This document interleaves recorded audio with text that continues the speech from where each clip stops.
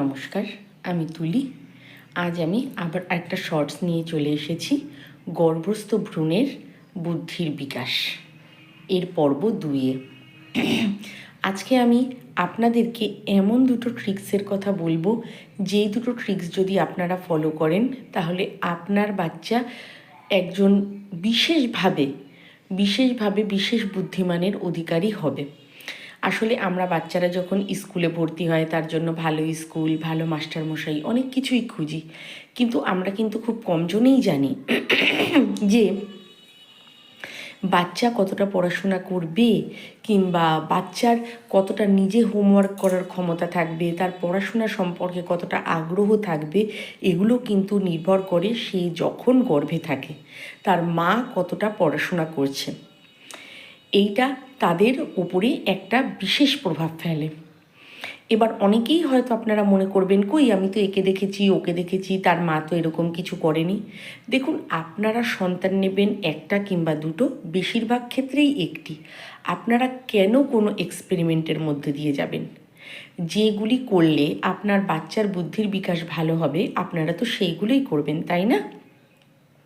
তো যাই হোক, আজকে আমি যেটার কথা বলবো সেটা হচ্ছে, এই সময়ে আপনারা অঙ্কের প্র্যাকটিস করুন। এর জন্য কোনো ত্রিকোণমিতি করার প্রয়োজন নেই।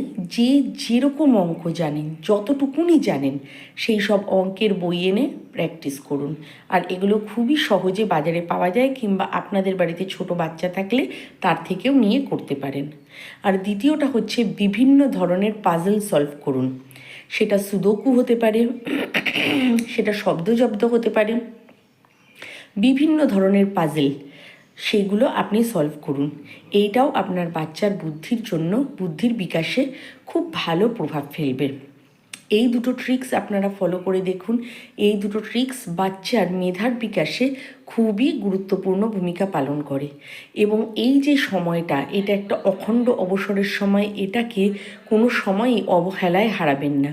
যারা চাকুরিরতা মহিলা তাদের কথা আলাদা, তাদেরকে তো কিছু কাজ করতেই হয়, কিন্তু যারা ঘরে রয়েছেন, বিশেষত যারা একটু বিশ্রাম নিতে পারেন, তাদেরকে এটা আমি বারবার করে বলবো, আপনারা কিন্তু এই দুটো ট্রিক্সকে ফলো করুন। এই দুটো ট্রিক্স বাচ্চার বুদ্ধির বিকাশের জন্য খুবই শক্তিশালী। আর আমার গলাটা একটু খারাপ, এর জন্য আমাকে মাফ করে দেবেন। আর যদি আমার এই ট্রিক্সগুলো ভালো লেগে থাকে তাহলে আপনারা আমার চ্যানেলকে সাবস্ক্রাইব করে আমার পাশে থাকবেন। নমস্কার। পরের দিন আবার আমি আরও দুটি টিপস নিয়ে আসব। নমস্কার ততক্ষণের জন্য।